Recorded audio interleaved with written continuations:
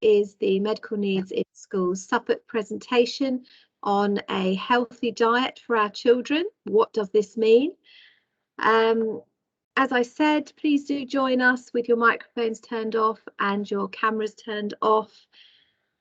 And I'm going to introduce our guest speaker this afternoon, and that is Colette Green. So welcome, Colette. A little bit about Colette. She is qualified as a registered dietitian, and she qualified in 2005 and has worked as a paediatric dietitian in Ipswich for 8 years, working with children in areas such as tube feeding, allergy, failure to thrive and restricted diets. She's recently moved to specialise in paediatric diabetes, still here at Ipswich, and prior to this she worked in a variety of adult roles, including intensive care, intestinal failure and also in renal.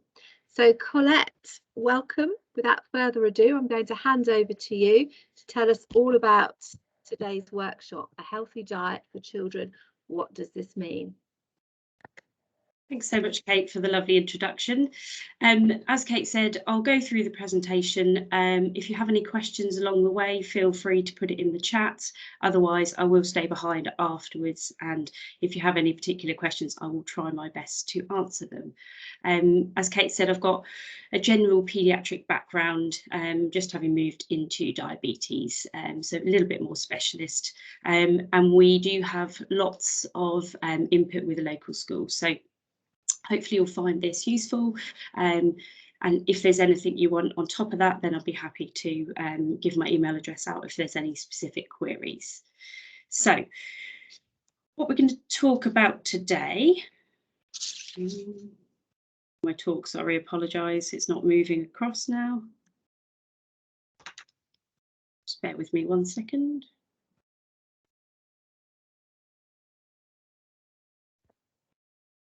It's always the way, isn't it, Colette, when we set it all up to start with and then it stops working. It was working completely and now it's completely frozen. Oh, there we go. Can everyone see that? It's moved on to outline. Yes, it's fine, thank you. Perfect, thank you so much. So just a little outline of what we're going to talk about today. I'll just go through a bit of an introduction, talk about healthy eating guidelines, then touch a little bit on packed lunches and school meals. Then I thought it would be useful just to touch a little bit on some key subjects such as food allergies, obesity, food and behaviour and eating disorders. So a healthy diet, we all know, is crucial to give. We need a healthy diet to give the right balance of food to meet nutritional needs and support the brain. So children specifically require energy for growth. They actually need quite high levels of energy because children are still actively growing. They need protein to build new tissues. Protein is really important for repair and growth. They need vitamins and minerals for general healthy growth and development, including brain development. And fibre is really, really important for bowel health, which I'll go into a little bit more in detail. So we encourage a variety to ensure that children get a whole wide range of nutrients to stay healthy. And it's also really, really important for children to be having nice regular meals because we know that that helps regulate blood sugar and hopefully helps to sort of keep concentration levels good. So some common childhood nutritional problems we see include constipation, iron deficiency, anemia, food refusal and fussy eating, as I'm sure many of you may have seen, overweight and obesity, food allergies and vitamin D deficiencies. And we know that healthy food habits established in childhood and adolescence provide a really good foundation for beliefs going forward in adulthood. And the sort of same goes for poor eating habits that are developed during childhood can be really, really hard to change. So the school years are really important to educate children on what a healthy diet is going forward, especially for things like obesity. So many of you have probably seen this lovely plate before. So what is an adequate and varied diet and what does it look like? So this has been developed to give a bit of a guide as to what children and adults should be following throughout a typical day. So if you look is divided up into different sort of coloured portions. So this is trying to explain that a third of the daily intake should be made up of things like your fruits and vegetables, shown in green. Again, many of you know that the aim is to try and get to 5 portions a day. And the other equal third of it in the yellow is your carbohydrate kind of foods that are needed for energy. If we look down in a smaller portion in pink, that's your protein sources, so fish, eggs, meat, pulses, those types of foods. And then in the even smaller bit in the blue is the dairy products. We need those really importantly in childhood for providing things like calcium for the health of bones and teeth. And then in the really tiny slither in purple is fats and oils, which we do need in small amounts. And again, children do need some fats, but they shouldn't make up a huge proportion of the diet. And then just down to the side of the plate, they've now put it, is the foods that you should eat less often. So they're your foods that tend to be higher in fat and sugar. And unfortunately, all the foods that the children tend to really, really like. So looking at healthy eating guidelines, school-aged children grow really fast and still have really high nutritional requirements in relation to their body size. So actually what they need per kilogram of body weight is a lot higher than an adult does. So to give it a little bit of context, an adult needs 35 calories per kilo of body weight. A 10-year-old needs 68 calories per kilo, and a 5-year-old actually needs 90 calories per kilo, because, as we say, they're still going through a massive growth period, and obviously they're also quite energetic at that age. Children also require things like adequate iron, and iron's needed for making red blood cells, so carrying oxygen around the body, and a lack of it can lead to iron deficiency anemia. Protein, inadequate levels of protein does affect growth and muscle development. Things like vitamin A, which is really important for eye development, your skin, your immune system, and just normal growth. Vitamin C is needed for, well, it's really important actually to help with iron absorption and things like wound healing. And actually a deficiency of vitamin C can actually lead to things like scurvy, which, believe it or not, has made quite a comeback in the UK in recent years. Things like vitamin D, it is synthesized from sunlight, so that is the best natural source, but children can get some from the diet and some are recommended in a supplement form. And then things like fibre are really important because they help children feel fuller for longer. They're really essential for proper gut function, and a lack of fibre in the diet really can cause constipation. And again, it's really a common problem that we see. Okay, so also really importantly in children, appetites do vary from day to day. So when a child doesn't eat so well for one day and then eats really well the next day, we're not really worried about that because that is natural for some children. What's more of a concern is if they've got a low appetite consistently every day. And children, we know, eat better if they're in a routine. They eat better if they are sat at the table with either peers or their family. And you know, they do model behaviours. So if parents are eating and in a good routine, then children are more likely to be as well. And what and how children eat can affect their mood, behaviour and learning. So it is really, really important.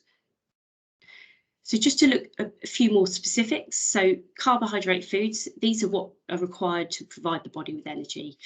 The best form of those is your complex carbohydrates. So things like your rices, pastas, breakfast cereals, breads, because they're broken down much more slowly into sugars. So they provide a nice constant supply of energy. Whereas simple carbohydrates, so things like your sugars, then they'll lead to a really kind of big spike in your blood sugar level and then a fall again. So, you know, you can see those sort of sugar highs and sugar lows in children as well. So these ones really should be limited as much as possible.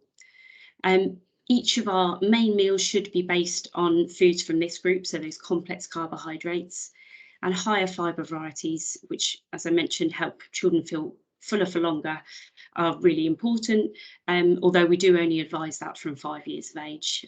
Those smaller than that, it can sort of overfill them up, so it's not recommended.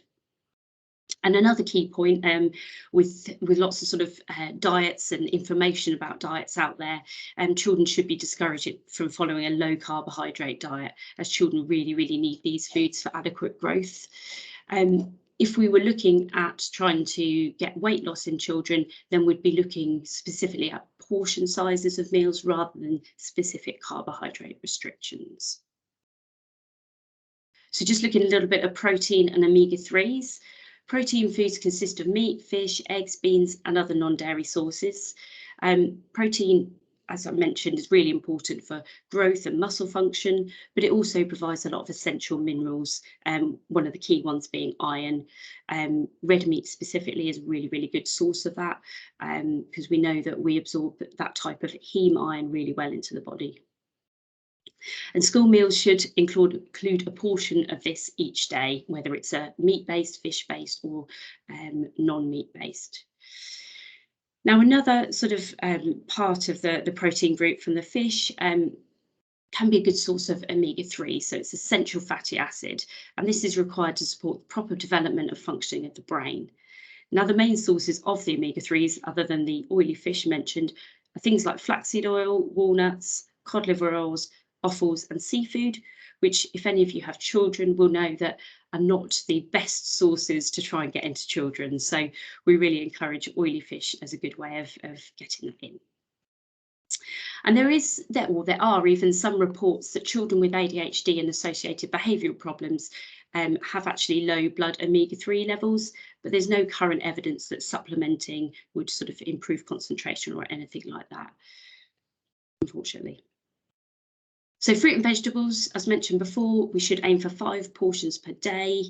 And a rough portion guide is the size of the palm of a child's hand, because obviously a portion is going to be in relation to the child's overall size. So for an adult, that's going to be quite different to a child's portion. So that's a really easy sort of rough measure to go with. And the fruit and vegetable intake can be made up of fresh vegetables and fruit, or frozen, tinned, dried, or juices. Although we do only count fruit juice as 1 portion a day, however much of it is drunk because it's high in sugar. So we say avoid excessive fruit juice and try to combine it with a meal. Otherwise, there's much more risk of, if you're having it in between meals, of the sugar coating the teeth and increasing the risk of dental caries.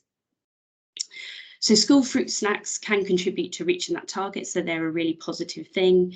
And school meals themselves should include portions of fruit and vegetables. These provide a variety of essential vitamins and minerals, and they're really important to prevent deficiencies such as things like scurvy and anemia and all sorts of weird and wonderful things. So fibre, it's really well known that fibre is important for our gut health. It also seems to help regulate blood sugar, which may well help with attention and mood, which is really important. The positive effects on mood and attention of eating a meal may last for a shorter time, actually, if there's less fibre. So we think the more fibre we can have in the diet, the better sort of long-term effect it has. And we also know that dietary fibre and some fermented foods like live yogurts and those kind of live yogurt drinks may also promote a healthy microbiome, which is a name given to those billions of microorganisms living nicely in our gut. And this may in turn contribute to good mood and general well-being, and in much more of a way than probably we understand at the moment. Probiotics and prebiotics are one of those things that they're doing a plethora of research on, and they're always coming out with certain benefits of it. So I think it's the kind of thing that is a bit of watch your space. And we do know, as a general population, our intake of fibre is suboptimal, especially in children who tend to prefer things like the white breads and the non-bran based cereals. So just going on to foods and drinks high in fat and sugar, a healthy diet really should be low in these types of foods, as I'm sure you're all aware, because these foods provide extra energy but few nutrients. So we'll always refer to them as empty calories, because they're not really giving us anything other than just the calories. And we do know that children are eating way too much sugar. I think the last estimate is over 2 times what they should be having. And Sugars are particularly bad because they can cause a buildup of bad fats, triglycerides, which can lead to weight gain, as well as things like tooth decay and increasing the risk of type 2 diabetes, which would be associated with that weight gain. So how much is too much for children?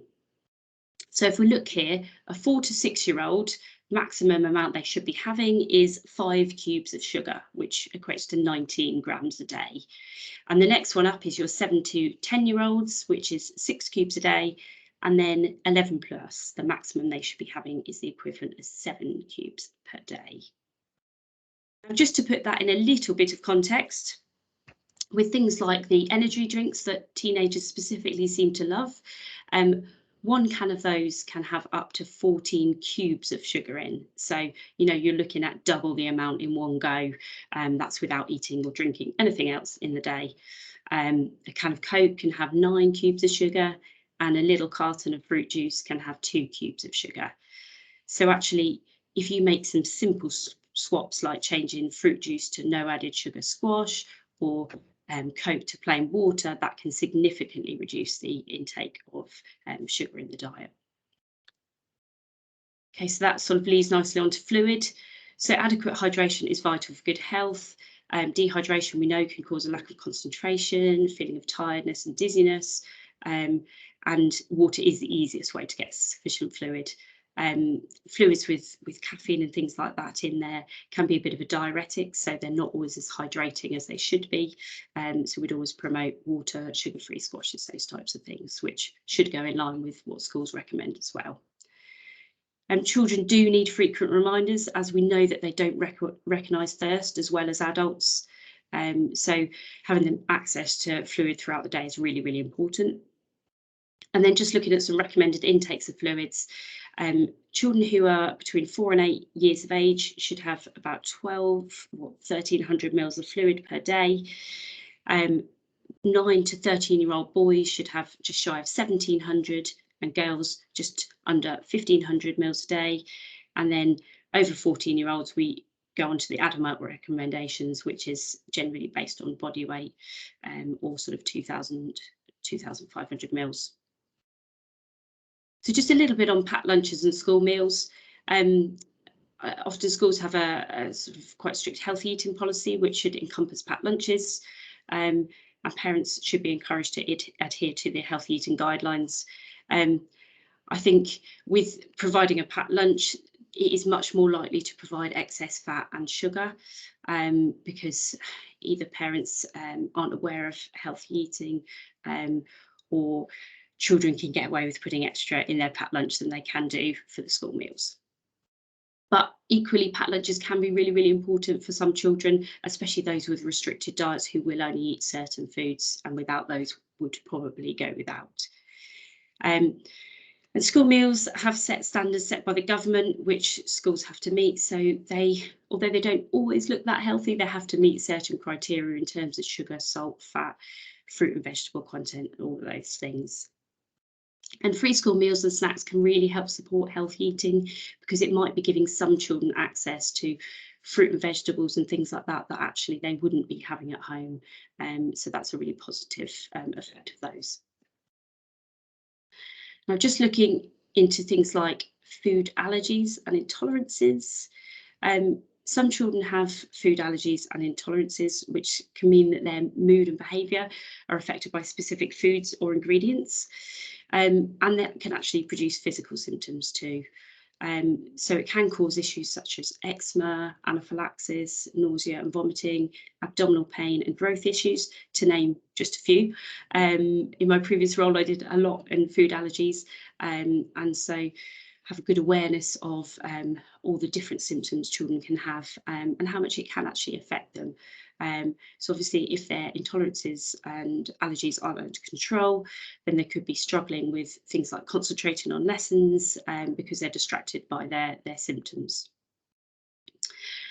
We know that in terms of the most common food allergies, things like milk, soya, egg and peanuts are the most common food allergies. And then we have a whole host of environmental type of allergens as well, such as things like house dust mite and grass, which can affect children. And some estimates say that between 5 and 8% of children suffer with food allergies, which is quite a big amount of children. And I think it's something that is ever increasing. And so teachers in schools are having to have a lot more awareness of it. Hopefully, children who have allergies are provided with some kind of allergy card so that the teachers are aware of their allergies, and the catering staff as well. So generally, this is a fairly good plan for children who've got food allergies and intolerances in school. Because under Section 100 of the Children and Families Act, which is 2014, schools do have a duty to support even pupils with medical conditions such as celiac disease and food allergies. And food information regulations in 2014 required all schools to list allergens. And this has become more and more prominent just in the general sort of news with reports of children that have had adverse effects to being given allergens that weren't listed. So it's a really important area and something that we can support our children with. We do also find that some children with food allergies can have much more limited diets, so need some support with things like supplementation, because they can't get the even balance of foods from all the food groups because they might be restricting certain areas. We have some children with things like wheat, milk, egg, and soya allergies, as well as nut allergy, which can make things quite tricky. And as a school, that's probably quite complex to deal with as well. Okay, this is often the really sort of crux subject. So obesity and overweight. As a sort of dietetic service from the hospital, we don't actually provide provision for children who are overweight and obese. That goes for Live Well Suffolk, and they have some great programmes to support children along with their families in a much more intensive way, including things like exercise.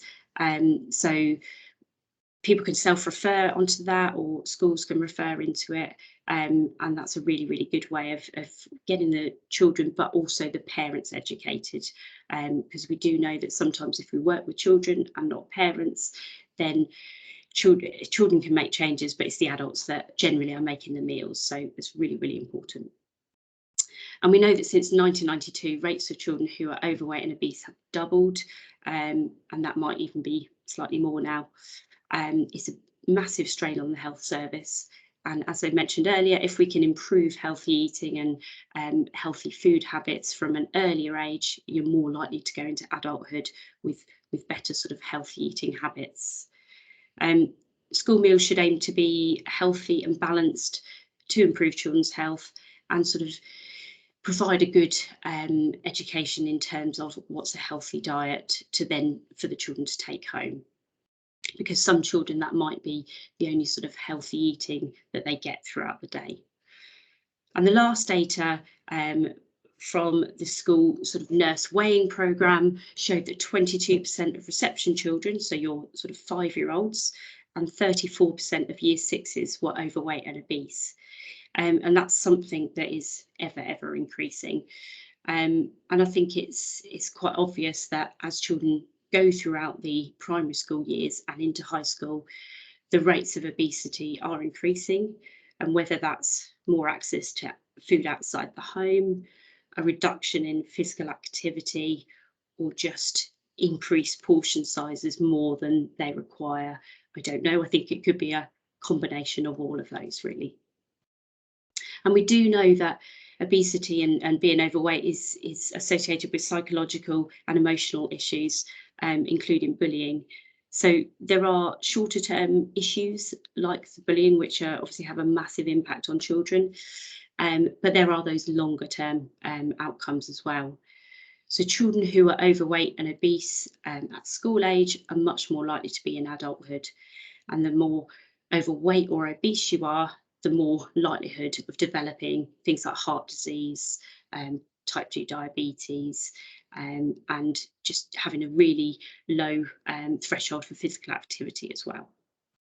So it's a really big problem, an ever-growing problem, and yeah, it's something that I think we need to do jointly, public health and from school education, to try and see if we can tackle it. So a little bit on food and behaviour. We know that eating a wide variety of nutritious food helps mood, attention and learning. We know those children that come to school without a breakfast may have more of an issue with concentration levels throughout the morning than those children that have had breakfast. You know, that's been well studied.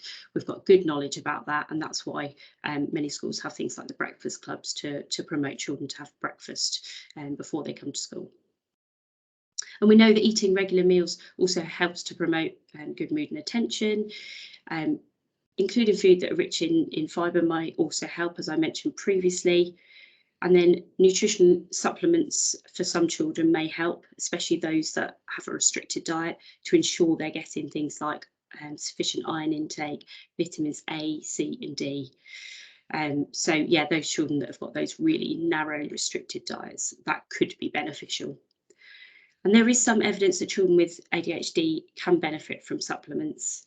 But there is actually no benefit or evidence of a benefit of things like the old school diets that were thought to improve autism, like the milk casein and gluten-free diets. It's been sort of well studied, but there's never been any evidence to show that there is actually a clinical benefit. And then lastly, just to touch a little bit on another sort of ever expanding subject of eating disorders.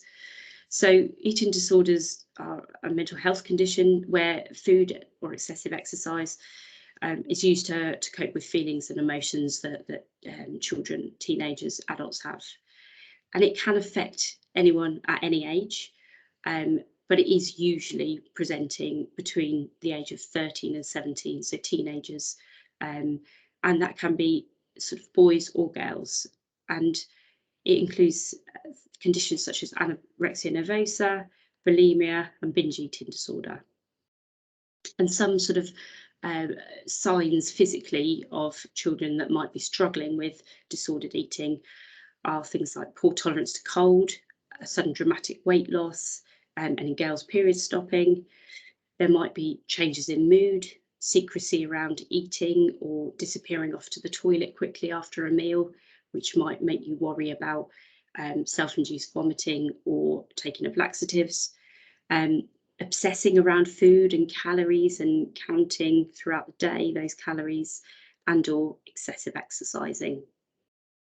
And we do see that there's a rising percentage of young males that have eating disorders, and much younger children presenting, especially who we see in the hospital. And these do include children of primary school age. And actually, unfortunately, the levels overall seem to be much increased post-COVID, with that having provided such high levels of anxiety, especially to that teenage population. Now, another thing just to touch on, and some may be aware of this, but really restricted diets have now got a sort of new umbrella term for some children, which is called ARFID. So that stands for Avoidant Restrictive Food Intake Disorder. And that's for those children that have got an extremely limited diet. And I mean, some children that we have that only eat maybe 2 different types of foods, which might be crisps and chocolate. And this can be due to a real deep-rooted fear of eating, which might have come from childhood, like things like a previous choking episode. And it can include a real lack of interest in food, where food isn't a driver for a child at all, and they could quite happily go without food all day without problem. And then there are those children that have real sensory issues. So the feel, the texture, the heat of the food can cause them to not want to eat certain foods. And ARFID is really strongly associated with autism spectrum disorder. So that's sort of, as I said, is something we're seeing more and more of. But as with many of these things, unfortunately, it takes a multidisciplinary approach and needs psychology, dietetics, medical input, and there is limited things out there to support these children at the moment. And it's an area we're hoping that we get a lot more funding for. So in conclusion, a healthy diet is really important for normal growth and development. It's also required to reduce the risk of being overweight or obese. And children need a healthy diet combined with exercise to maintain a healthy weight. I think we can see that you need to have that good balance of having a sensible diet, but also retaining activity levels, because you can actually be quite a healthy weight and still be quite unfit. So we need to get that right balance for children. And a good variety reduces the risk of lack of specific nutrients, so reduce the risk of things like being anemic. And a regular and well-balanced diet can be helpful to ensure good energy levels, better concentration, and adequate development as they go through their school years. So thanks very much for listening, and if you have any questions, I'd be more than happy to try to answer them for you.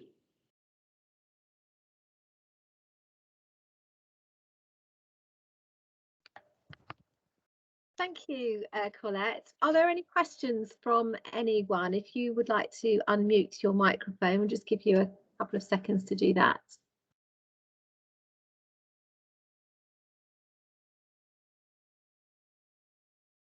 Okay. Yes. Is there anything in the chat? I think we have got a question. Helena. Hi, thank you for that. It's really useful as a parent and a professional. It's great advice. Thank you. Can parents self-refer, or is there can we download the referral? So because obviously, as you've just been saying, there are more complex eating disorders sort of coming to light now, and it's great to have this training to be able to, you know, to support families and young people. So yeah, any referral processes would be, you know, would be great.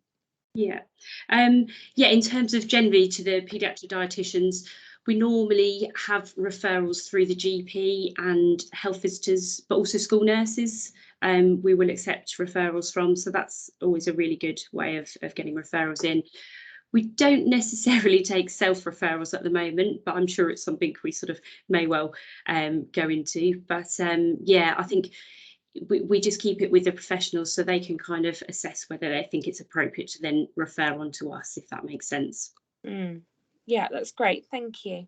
No worries. And just in terms of any children that are really deemed to have those extremely restricted diets, then I think it's always worth trying to get a referral in, just so that it can be assessed even at the referral level as to whether we think actually their dietary intake is adequate or not.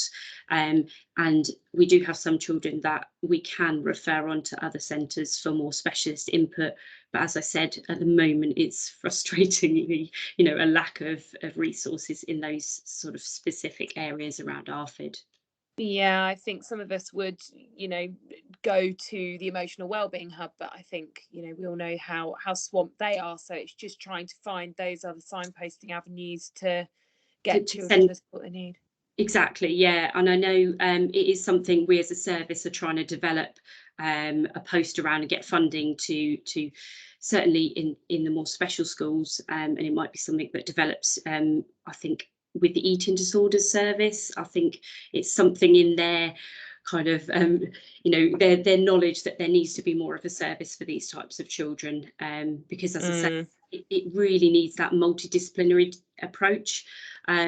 Often we can look at it and say, actually, you know, what the parents probably already know, that it's not well balanced, and we can try and sort it with supplementation, but what it requires is some long-term, really intensive input to try to get children to even have like a couple more foods. So, and again, I think it's not that well understood, but it's something that's become more and more to the fore. So hopefully we will have some more news on that soon, and yeah, we'll get that out to everyone. But yeah, any resources we can share via assemblies, just to raise the awareness, because we know social media and certain chat groups and influencers and things like that. So anything we can do to that back and sort of combat that, we'd be really grateful for. Thank you. Yeah, okay. If you've got any if you want to discuss that a bit further, then I'd be happy for you to have my email address, and then I can send through anything that I think would be appropriate. Yeah, it'd be great. Thank you. Okay. Thank you. Colette, are you happy for us to put your professional email address on the link that we send out with the recording? Absolutely, yeah, that's absolutely fine. Yeah. I have another question. Teresa has asked, where would you signpost a parent of an obese, depressed child, age 11? Tough one again, because I'd love to say the emotional well-being hub, but as we all know that they're absolutely swamped. But in terms of the obesity side of things, I'd very much get the parents to do a self-referral to Live Well Suffolk, because as I say, they've now got a tier 3 service, so that's sort of led by a dietitian, and they've got different levels depending on your level of obesity and your specific needs around depression and anxiety. So I certainly would encourage parents to refer on to there. So if you go onto their website, they've tried that. Yeah. They didn't get on well with it at all. Okay. They've had a calf. Yeah. It's the family is so bad that Dad, I believe, is now going to Turkey for a gastric band. Okay, this really rings the whole family.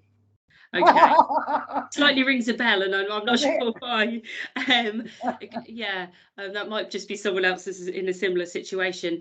It's really, really tricky. I think if there's specific things where you've been through Live Well and it's not for the family, then I would still encourage them to be referred to us as dietitians so that we could try to work with them. How can I do that? How can I refer? So the parents can go via the GP to get a referral, or as I said, the school nurses can refer into us. Okay, I'll try both of those. Thank you. Yeah. I know it's sort of annoying that we can't make more direct referrals, but yeah, the GPs can normally do that fairly quickly as well. They'll just do an ongoing referral, and then we can sort of say yes or no. But yeah, it's really frustrating because I think we all know that all of these services are stretched, and yeah, we're just trying to do the best we can, basically. But yes, certainly we'd normally recommend that Live Well is a good place to go. As I said before, I think they found it very hard because the little girl is deaf as well. Oh, crikey! So I think she found it very hard. Yeah, and do you know whether that was through like a group session or a one-to-one basis? Have you any idea? I can't remember. No. And again, it might depend when it was, because as I say, we've got sort of a higher level of funding to do more one-to-one stuff now. So if it was in the past and it was a more group session, that's obviously quite difficult, especially if you've got those additional issues. So it just might be worth double checking and just re-referring if you thought that might be of benefit to see whether you could get one-to-one. All right, thank you very much. Thank you. Please. Okay, are there any more questions? As a parent of two teenagers, Colette, I found this personally very interesting, like Helena. It's a good reminder of what my children should be eating. So it's not easy, is it, to enforce healthy eating at home, especially with teenagers. But I suppose education is probably the best way, and I think this talk that you've given today is really useful, and I shall certainly be sharing particularly the picture of the food plate and the water intake as well. That was really interesting, so thank you ever so much. And our schools can use this. It's going to be uploaded onto our website. I'll just signpost other schools as well that are here today to our workshop from the eating disorders team, that we've done a similar workshop like this from that team, and that is also available on our website, along with the diabetes workshop. And we know also, as alongside a rise in eating disorders since lockdown, that diabetes as well, there's been an increase there. So those two workshops are available as well. So without further ado, I know what I'll be doing this evening, going home to cook a healthy meal. It was lovely for you all to join us. Well, lovely to see you all this evening, and have a good evening. Thank you, Colette, for your time today. Thanks very much. Thank you.